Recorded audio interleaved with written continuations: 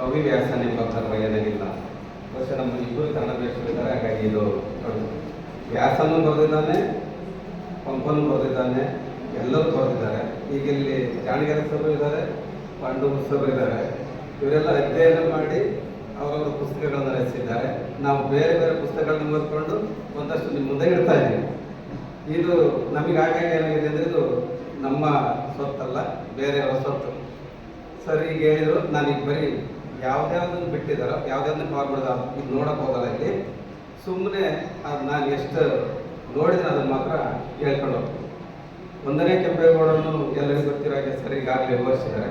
ಆದರೆ ಈ ವಂಶಸ್ತ್ರ ಎಲ್ಲಿಂದ ಬಂದಿರೋದ್ರನ್ನ ಇವರು ಒಂದು ಸ್ವಲ್ಪ ಕವರ್ ಮಾಡಿದ್ರು, ಸರ್ ಪೂರ್ತಿ ಕವರ್ ಮಾಡಲೇ ಇಲ್ಲ. ಅದು ಅವರಿಗೆ ಗೊತ್ತಿರೋ ಅಂಶದ ಪ್ರಕಾರ. ಆದರೆ ನಮಗೆ ಕೃತಿಗಳಲ್ಲಿ ಸಿಕ್ಕಿರೋ ಪ್ರಕಾರ ಈ ಪಾಲಾರ್ ನದಿ ಅದು ಬಹುಮುಖ್ಯವಾಗಿ ಈ ಒಂದು ವಂಶದಲ್ಲಿ ಬರುತ್ತೆ. ಪಾಲಾರ್ ನದಿ ಎಲ್ಲಿದೆ? ಇದು ಮೊದಲನೇ ಪ್ರಶ್ನೆ. ಮಹದೇಶ್ವರ ಬೆಟ್ಟದಲ್ಲಿದೆ ಅಂತ ಒಂದು ವಾದ. ಮಹದೇಶ್ವರ ಬೆಟ್ಟದಲ್ಲಿರೋ ನದಿಯಿಂದ ಇಲ್ಲಿ ಬಂದಿಲ್ಲ ಅಂತ ಒಂದು ವಾದ. ಆದರೆ ಪಾಲಾರ್ ನದಿ ಅನ್ನೋದು ಎಲ್ಲಿ ಹುಟ್ಟುತ್ತೆ ಅಂತ ನಿಮಗೆ ನಮಗೆಲ್ಲ ಚೆನ್ನಾಗಿ ಗೊತ್ತು. ಒಂದು ಜಲ ಅಧ್ಯಯನ ಜಲ ಇವರು ಮಂಡಳಿಯವರ ಪ್ರಕಾರ ಪಾಲಾರ್ ನದಿ ಹುಟ್ಟೋದು ನಂದಿ ಬೆಟ್ಟದಲ್ಲಿ. ಅದರ ಬಗ್ಗೆ ಮಾಹಿತಿ ಇದೆ. ಪಾಲಾರ್ ನದಿ ಹುಟ್ಟುತ್ತೆ, ಅದು ಗುಪ್ತಗಾಮಿನಿಯಾಗಿ ಹರಿಯುತ್ತೆ ಅಂತ. ನಂದಿ ಬೆಟ್ಟದಲ್ಲಿ ಅದಕ್ಕೆ ಒಂದು ಫಲಕ ಹಾಕಿದ್ದಾರೆ, ಪಾಲು ನದಿ ಅಂತ. ಅದು ಗುಪ್ತಗಾಮಿನಿಯಾಗಿ ಕೋಲಾರದ ಒಂದು ತಾಲೂಕಿನ ಬರೀ ಒಂದು ಮೇಲ್ಮೈಗೆ ಬರುತ್ತೆ ಪಾಲು ನದಿ. ಹೀಗಿರ್ಬೇಕಾದ್ರೆ ಈ ಒಂದು ತಿರುಚಿನಿಂದ ಬಂದದ್ದು ಅಲ್ಲ ಅಂತ ಒಂದು ವಾದ ಮಾಡೋದಾದ್ರೆ, ಅವರು ಮೂಲತಃ ವ್ಯವಸಾಯ ಮಾಡಿಕೊಂಡು ಇಲ್ಲ ಅನ್ನೋದಕ್ಕೆ ಇನ್ನೊಂದು ವಾದ ಏನಂದ್ರೆ, ಈಗಾಗಲೇ ಅವರು ಆಳ್ವಿಕೆಯನ್ನು ಮಾಡ್ತಿದ್ರು ಅನ್ನೋದಕ್ಕೆ ಈಗಿನ ಅಧ್ಯಯನಗಳ ಪ್ರಕಾರ, ಇತ್ತೀಚಿನ ಅಧ್ಯಯನಗಳ ಪ್ರಕಾರ ಮೊದಲದೆಲ್ಲ ಒಂದು ಕಥೆಯ ರೂಪದಲ್ಲಿರುತ್ತೆ. ಆ 2 ಕಥೆಗಳನ್ನ ಇವರು ಮಹದೇಶ್ವರ ಕೂಡ ಪ್ರಸ್ತಾವ ಮಾಡಿದ್ರು. ನದಿ ದಾಟಿ ಬರ್ಬೇಕಾದ್ರೆ ಆ ಹೆಣ್ಣು ಮಗಳು ತನ್ನ ಮನೆಯವರ ಬದುಕನ್ನು ಉಳಿಸೋಕ್ಕೋಸ್ಕರ ಬಂದರು. ಆದರೆ ಪಾಲಾರ್ ನದಿ ಮೂಲವನ್ನು ಹುಡುಕಿಕೊಂಡು ಹೋದಾಗ ಜಾಣಿಗಾರ ಸರ್ ಹೇಳಿದ್ರು, ಶಿವಗಂಗೆಯಲ್ಲಿ ಮೂಲವನ್ನು ಹುಡುಕಿಕೊಂಡೋಗಿ ಹೊಯ್ಸಳ ಸಂತತಿಗೆ ಅದನ್ನ ಜೋಡಿಸ್ತಾರೆ. ಆದ್ರೆ ಈಗ ಪಾಲಾರ್ ನದಿ ಮೂಲವನ್ನು ಹುಡುಕೊಂಡು ಹೋಗಿರೋ ಜನಗಳು ಆ ನದಿ ಎಲ್ಲಿ ಮಹದೇಶ್ವರದ ಬೆಟ್ಟದ ಸಾಲಿನಲ್ಲಿ 800 ಮೀಟರ್ ಎತ್ತರದಲ್ಲಿ ಹುಟ್ಟುತ್ತೆ. ಅದಕ್ಕೆ ಬೋರ್ಡ್ ಕೂಡ ಇದೆ, ಪಾಲು ನದಿ. ಆ ನದಿ ಗುಪ್ತಗಾಮಿನಿಯಾಗಿ ಹರಿದು ಅದು ಕೋಲಾರದ ಬಳಿ ಮೇಲ್ಮೈಗೆ ಬರುತ್ತೆ. ಇದು ಈ ನದಿಯ ಮೂಲವನ್ನು ಹುಡುಕಿಕೊಂಡು ಹೋದಾಗ, ನದಿಯನ್ನ ಈ ವಂಶಸ್ಥರು ದಾಟಿ ಬಂದಿದ್ದಾರೆ ಅಂತ ಹುಡುಕಿಕೊಂಡು ಹೋದಾಗ, ಇತ್ತೀಚಿನ ಅಧ್ಯಯನಗಳು ಕೂಡ ದೇವರು ಕೊಂಡಾರೆಡ್ಡಿಯವರು ಕೂಡ ಇದ್ರ ಬಗ್ಗೆ ಅಧ್ಯಯನ ಮಾಡಿರ್ಬೇಕಾದ್ರೆ ಈಗ ಏನ್ ಹೇಳುತ್ತೆ ಅಂತಂದ್ರೆ, ಅಲ್ಲಿ ಕರ್ನಾಟಕದ ಭೂಭಾಗದಲ್ಲೂ ಕೂಡ ಹರಿಯುತ್ತೆ, ಆಂಧ್ರದ ಭೂಭಾಗದಲ್ಲೂ ಹರಿಯುತ್ತೆ, ತಮಿಳುನಾಡಿನ ಭೂಭಾಗದಲ್ಲೂ ಕೂಡ ಹರಿಯುತ್ತಾ ನದಿ.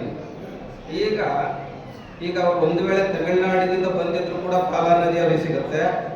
ಒಂದು ವೇಳೆ ಈಗ ಕೋಲಾರ ಪ್ರಾಂತ್ಯದಲ್ಲಿ ಅವರು ಏನಾದ್ರು ಇದ್ರು ಆ ಪಾಲಾರ್ ನದಿ ಸಿಗುತ್ತೆ. ಈ ನದಿ ದಾಟಿರುವ ಈ ಐತಿಹ್ಯ, ಮೊದಲೇ ಹೇಳಿದಾಗಿನ ಐತಿಹ್ಯ, ಇದಕ್ಕೇನು ದಾಖಲೆ ಇಲ್ಲ. ಇತಿಹಾಸಕ್ಕಾದ್ರೆ ದಾಖಲೆ ಇರುತ್ತೆ, ಇತಿಹಾಸದ ಮೇಟ್ರ್ ಇಲ್ಲಿದ್ದಾರೆ, ನಮ್ಮ ಸರ್ ಇಲ್ಲಿದ್ದಾರೆ. ಆದ್ರೆ ಇದಕ್ಕೆ ದಾಖಲೆ ಇಲ್ಲ.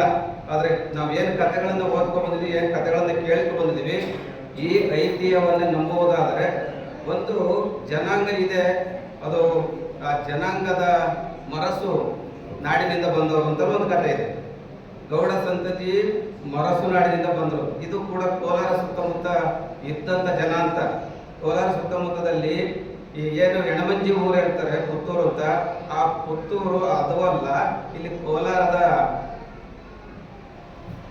ಮುಳುಬಾಗಿಲ ಹತ್ರ ಇರೋ ಒಂದು ಊರು, ಅದು ಈಗಲೂ ಕೂಡ ಇದೆ ಅಂತ ಹೇಳ್ತಾರೆ. ಒಂದು ಈಗಿನ ಅಧ್ಯಯನದ ಪ್ರಕಾರ ಪುತ್ತೂರು ಅಂತ ಇದೆ. ಪುತ್ತೂರಿನ ಪಕ್ಕದಲ್ಲಿ ಪಾಲಾರ್ ನದಿ ಇದೆ.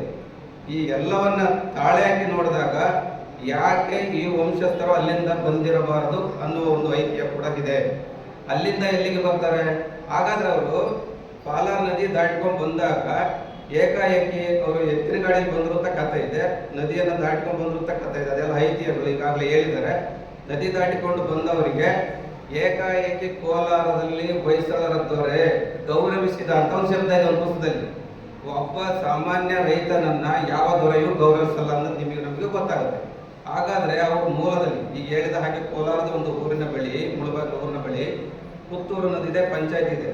ಆ ಪಂಚಾಯತಿಗೆ ಹೋಗಿ ಅಧ್ಯಯನ ಮಾಡಿದ ಕೆಲವರಿಗೆ ಆ ಕೋಟೆಯ ಭಾಗ, ಕೋಟೆಯ ಬಾಗಿಲುಗಳು ಮತ್ತೆ ಅಲ್ಲಿ ಒಂದು ಕೊಳೆಯಣಿಕೆಗಳು ಸಿಗುತ್ತೆ. ಇವೆಲ್ಲವನ್ನು ನೋಡಿದಾಗ ನಾವು ಈ ಭಾಗದಿಂದಲೂ ಏಕೆ ಬಂದಿರಬಾರ್ದು ಅನ್ನೋ ಒಂದು ಅಂಶ ಬೆಳಕಿಗೆ ಬರುತ್ತೆ.